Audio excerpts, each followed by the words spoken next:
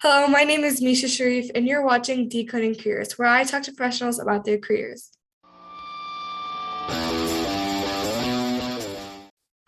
Today, we have Amber Edens, who works as a senior project manager for cybersecurity and technology risk management for American Airlines. Now, here's some information about being an IT project manager. On average, the salary for an IT project manager ranges from about $45,000 to $135,000. Computer technology project managers normally possess a bachelor's degree in computer or information science field related. A master's in a master's business administration is common and it takes 2 years beyond the undergraduate level, but you don't really need it. Miss Eden and Miss Amber and I will go a little bit deeper into this during the interview. Most computer information system managers start out lower level managers and will advance to higher positions within the IT department. In general, it'll probably take about 4 years of schooling. So, how are you doing today? I am doing very well. Thanks for asking. How are you? I'm doing great. Let's roll right into the interview as I don't want to take up a lot of your time. But the Sure. first question being, what three words best describe your profession and why?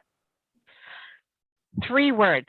Actually, I would have to say more of like 3 phrases than just 3 simple words, because it better describes the encompassing of the amount of work a project manager does instead of just 3 words. So the first one would be to collect the requirements.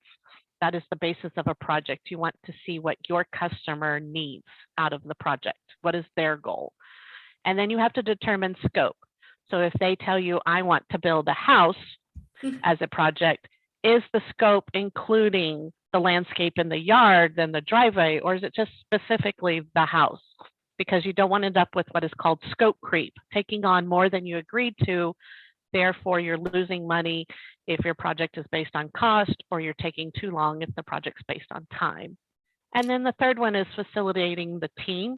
So those developers, the workers, the professionals under you and with you, and reporting statuses. So collect requirements, determine the scope, facilitate team and status. Okay, that seems like all of these are really big players into being a project manager. I definitely see that. Now, earlier I had talked a little bit about the information, and even when this information started, I kind of cross-referenced it with you. But could you describe to me what you think is the best educational background required for being a project manager? I probably will get my hand slapped by some of the professionals, because for me, the background is education is important. So I can see you using a bachelor's degree, but a lot of a project management is based on your experience, what you have done with other projects. Because even if you do the same type of project, so let's say again, I do another project building a house, every house is different. So I'm going to run into different challenges. So education is great to start with, but your experience builds on to making you a better PM and being more flexible into that relevant work.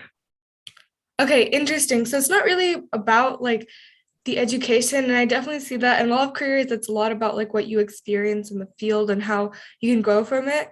So while we're on the topic of education, are there any specific certifications or trainings that are required for being a project manager other than obviously getting a bachelor's degree? Yes, a lot of the larger companies will require you to have what's called a PMP, a project management professional certificate, which says you've worked on so many hours of projects and you've taken so many training. Because there are different methodologies to project management. There's greenfield, there's waterfall, there's agile, like we use at American. So there's different types of PMPs within that. But a lot of them do look for that PMP certification to add on that you're a more robust PM. Okay, so I feel like a lot of being a project manager is built on experience. And I just was wondering, like, I'm pretty sure, do like a lot of companies look for more experience or just like for like more the educational side? I think they look for more experience because, Okay. in all honesty, I do not have a college degree at all currently. I don't even have an associate, but I started out a long time ago as a technical writer, and then I went into a business analyst in IT, and then a project manager, and now I'm a senior project manager. So In some cases, it's taken me longer to get to a senior PM level than somebody who started out with a degree maybe, but I can say I have a wider range of project opportunities to provide to the company in my position than they would with a bachelor's degree.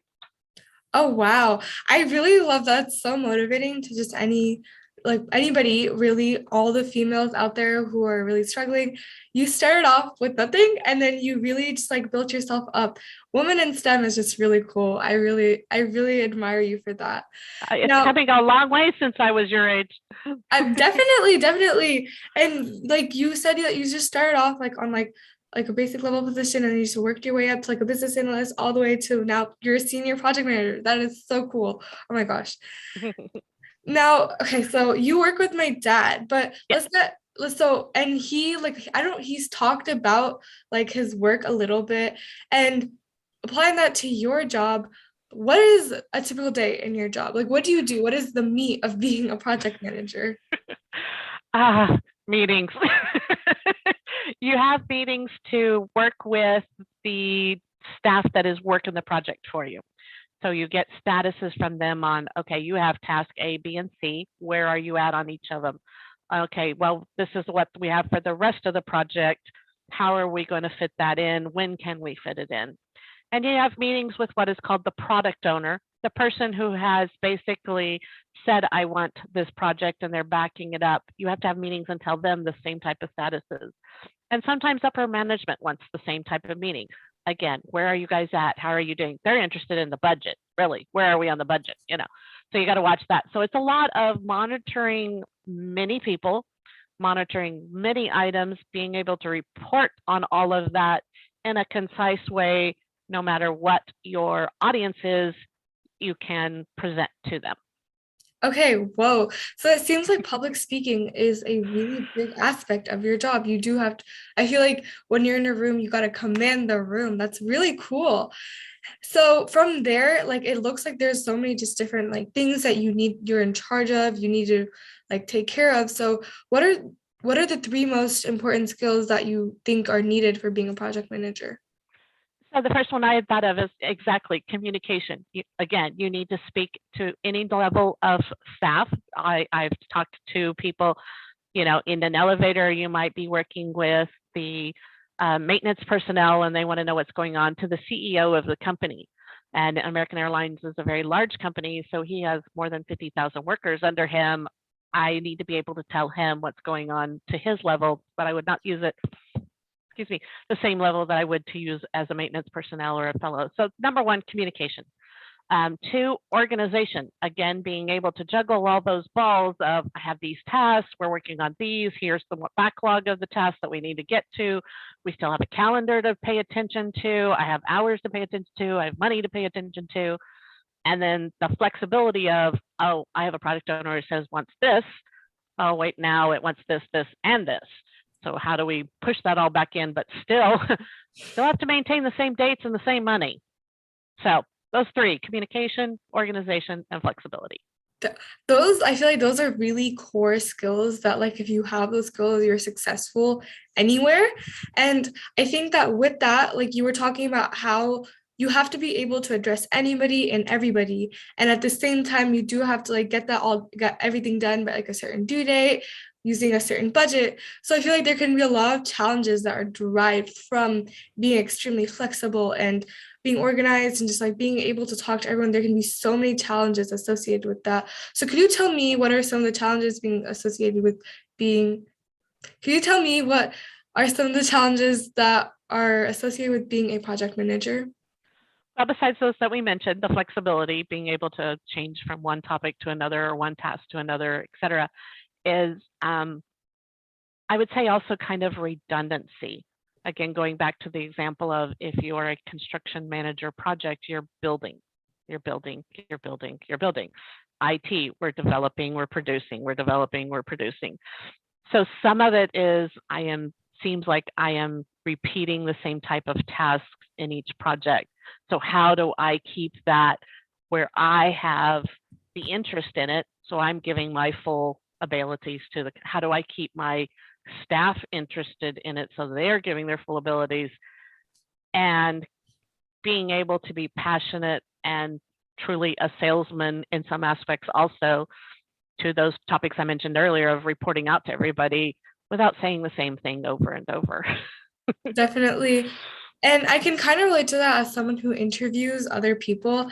It's really hard to kind of like vary everything out. I'm interviewing people of like many different professions, but the structure of my interview is the exact same no matter where I go. So varying it out and really reaching into that like the person I'm interviewing's personality can be difficult. I see like where you need the element of like personalization and try and make everything just a little bit different every time you do it. And I think that's a really hard thing to do. So like even for me in my example, doing something on a really low scale, just like an interview compared to you doing a entire project like multiple times and making it different, I think that is really cool. And I think it's definitely a challenge that comes with being a project manager.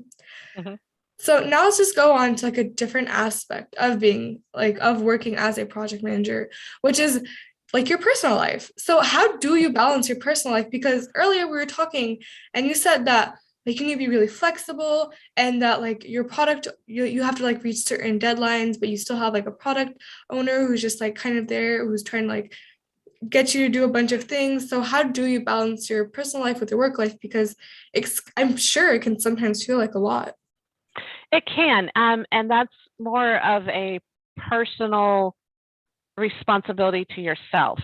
Do I work all the hours that somebody wants me to, or do I do a balance? I am very big on personal and work-life balance.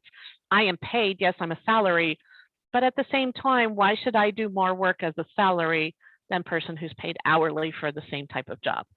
So I look at it that way, going, okay. And the good thing about an IT PM is really your people are set hours too. They are business hours most of the time. Occasionally, you would have after hours if you're on a development type project and have to push what you developed into production or go live with it. So you may, and since a lot of IT companies don't want to interrupt the flow of a daily life, or for us in the airlines, we don't want to affect flights, we tend to wait to after hours, so that 11 p.m. to 4 a.m. type mark. So occasionally when you're producing the live, you have to work those type of hours. A lot of times you have a great, if you have, not a lot of times, excuse me, if you have a good manager that balances with you, they can say, oh, you worked late tonight, come in or later on this afternoon, or go home early so that you can have that balance. But project management, I think, is one of the easier ways to balance personal life and work life because most of the PMs are not working all hours. Okay. And I feel like that's good because I really like your logic between balancing like, oh yeah, if I have to do this and like why like there I don't know how to put it in my own words, but I think it's just really cool like the logic that you have. I feel like people who do give more time to work like should kind of like look at because it really I guess it's like it kind of like backs up the sense of like I should be able to go home and take care of myself and like if I have a family, take care of my family and relax and unwind, which is really cool. And it's like really like justifying, I guess. Like, Yeah, because if you're hourly and you're set for 40 hours a week, that's what the company pays you for. But if you work over, you get time and a half. So you get yeah. extra money to say, I'm worth the more than 40 hours. As a salary, they kind of take it into effect for giving us a larger salary, Oh, but you got to say at one point and calculate it. If I make 130,000 a year at mm-hmm, 2,040 hours, that's X rate. mm-hmm. Okay, if an hourly person gets that much and they work more than the 40 hours or the 2,040, which is a typical year, Yeah, why do they get more and I don't? So cut exactly. yourself off. Exactly. You know, Like what are you worth personally to yourself? exactly. And you're just working harder than you need to. Like I'm pretty sure I'm pretty sure you can definitely like take a break and go home and unwind and then come back and be just as Sure, good. you can do Yeah, that too. definitely. Okay. So lastly, this is the most important question I would say in the entire interview. And to all the people who are watching and listening, make sure you are paying attention for this question. And the question is, what Uh-oh. advice what advice would you give to a high schooler who's trying to pursue this career? Oh boy, that is a tough one. I will preclude this answer to stating the lady that I'm interviewing with is probably not a typical teenager or high schooler who wants to just coast through her life until she finds what she wants. She probably already has a goal. So I am answering it with what I see as a typical high schooler, and I am a mom of 6 children. I have one left in high school, so I'm kind of basing the answer on that. You really need to be taking organizational skills. Look at an Excel class or Office. Look at an English class, writing. A lot of the schools currently, especially public schools, now it's been a while since I've seen a private, but public schools, they do not teach grammar, how to structure a sentence. They don't teach how to write a business report. So those kind of classes beyond your typical high school ones, I think are imperative for this type of work, because again, you're reporting to all levels of people, you're writing a lot of notes, your Excel sometimes is your friend on your budget, math class. So, and again, being organized.